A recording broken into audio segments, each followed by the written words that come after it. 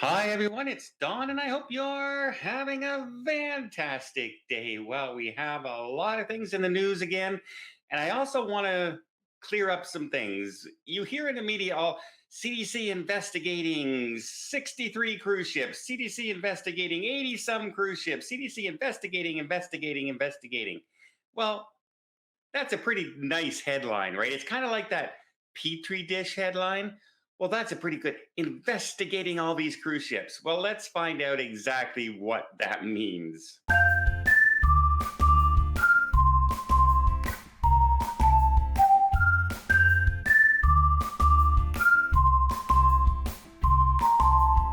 Well, our first story is we just had Mexico, I reported yesterday, said, you know what? They're not going to deny people, even though there's COVID infections on board the cruise ship.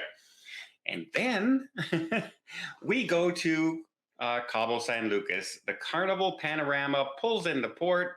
It has 69 positive cases on board. I think the vast majority were on the crew members, 30 plus at least.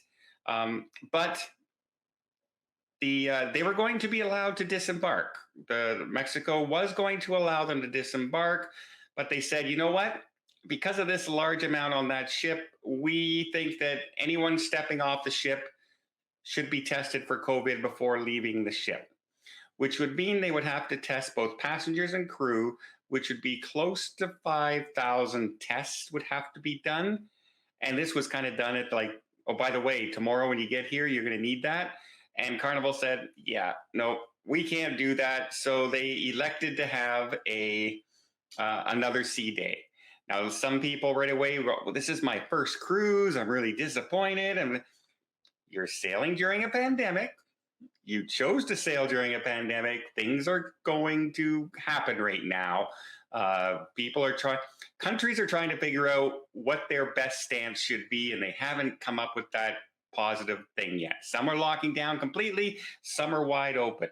Go to Florida, it's wide open. Go to New York, there's restrictions everywhere. It's changes, in Canada. In Canada, we're not allowed to go to an outdoor hiking ground, like a 5 kilometer hiking ground. They have restrictions on how many people are allowed to walk the trails outdoors. That's how ridiculous some of the things are getting to be. But I digress in that situation. So yes, they would have been allowed, but at the last minute they decided, hey, you know what? We want to test from everybody, and we may not even have 5,000 tests on board right now.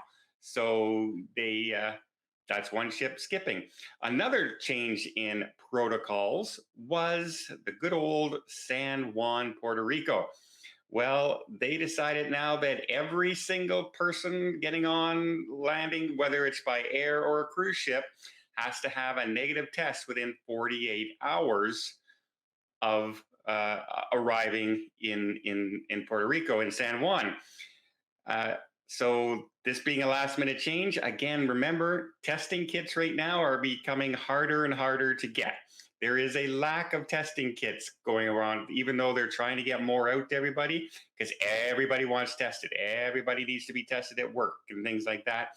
Cruise ships are no different. So a lot of the cruise lines said, sorry, I guess we can't do that. And they've made other plans. They've made either different stops, or they're adjusting their schedule to go on to have it another sea day. And so far, there's been 11 ships already that have canceled. And that would be from Royal Caribbean, Celebrity, Regent Seven Seas, Azamara, and Carnival. And probably will be more cruise ships that will end up doing that, as Puerto Rico has tightened their San Juan testing limits, which really makes things difficult for the cruise lines, especially, maybe they would like to test everybody, but that's a huge expense for one thing. But secondly, there might not be enough tests. They might not even be able to get enough tests to keep doing that for every single ship that's going there. Think about that. That's 11 ships. And if there's, say, 3,000 people on board, that's 33,000 tests right there just to make one stop in an island. So I don't think I don't think a lot of cruise lines are able to do that right now until the testing kits get out there much, much better. But then we have the big headline, right? The big headline: 80 some cruise ships being investigated by the CDC, everybody. That must mean that COVID is prevalent on cruise ships. There's 83 under investigation. Well, I'm going to tell you what that actually means and explain to you how you can get investigated on a cruise ship. But before I do that, let me just invite you to hit that subscribe button if you haven't done so already. Really does help the channel out. We're trying to hit that 150,000 mark. It's just a very short distance away now, and it will be a huge, huge milestone. Doesn't cost anything, really helps the channel. It tells YouTube, hey, people are watching this content, and it'll share it to more people. That's really all it does, except it does help the channel, and I really, really appreciate it. Okay, let's go over to the CDC website and take a look at exactly what that means. Okay, here's the breakdown right now, and I'm going to go even smaller so you could read it. See, just a little tiny guy down here. Okay. If we go up here into the orange category right here, we want restricted voyages, because simulated voyages are the ones that they're doing before they would sail. That would mean, they're not going to go with the 95% and things like that. So we're going to go with the restricted voyages. To be under the orange criteria, cases reported in less than 0.1% of passengers. So if there's 6,500 passengers on board, it would take at least 7 passengers during the previous 7 days to meet the investigation threshold. And also, no crew cases reported. So that's only passengers. That's what orange is. And there are a few orange. Now, after orange, the other ones were green, which means there's no cases, no problem on board, etc. But the big one is yellow. The vast, vast majority of all the cruise ships under investigation are yellow. But if you take a look, cases reported, it's basically the same thing. It's 0.1% of passengers. 65 means 7 or more, means you're investigated. This percentage includes passenger cases occurring within 5 days of disembarkation that the CDC was notified by the state health, or 1 or more cases reported in the crew members. That means 1 crew member automatically puts you into the yellow criteria for investigation. So for instance, on the Allure of the Seas, they have 2,100 crew members on board, which means out of 2,100 people, 1 person has to be testing positive, and they're considered under investigation immediately. So picture that on your place of work, okay? Go to any of your towns, any of your cities right now, and if the CDC was to investigate every single worker in the city who tested positive, how many businesses would be under investigation in your city? I know how many would be under investigation in my city. It'd be in the thousands and thousands of businesses under investigation. So you can see how quickly it shows that you're under investigation. 1 single crew member on board. And so, yes, there can be 30 and 40 and 50 and 60 and 70 people can catch it on board.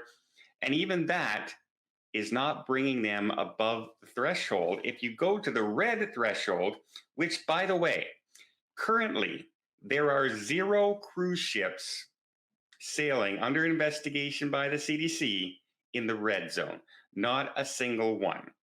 And here's what happened. There has to be sustained transmission of COVID. So yes, you might have an outbreak on 1 ship, but then they come in, they sterilize it, they break it all down, they isolate any crew members that might have been involved, and they sail again. And guess what?